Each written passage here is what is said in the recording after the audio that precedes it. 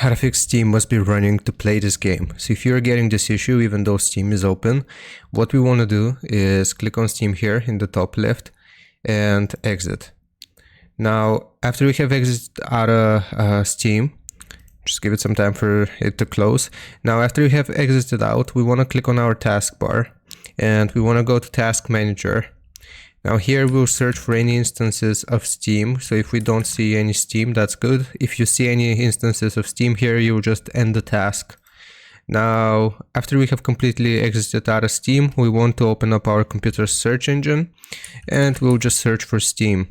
This time we will right click on it and we will run as administrator. Click on yes.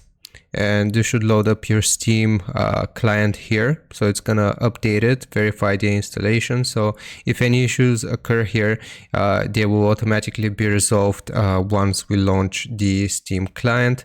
And just give it some time to load up. It might take a bit of time because it's gonna be, loading for the quote-unquote first time. And after you launch Steam here, this should fix your issue and you will no longer get this message. So I hope this helps you out. Leave a like and sub and I'll see you next time.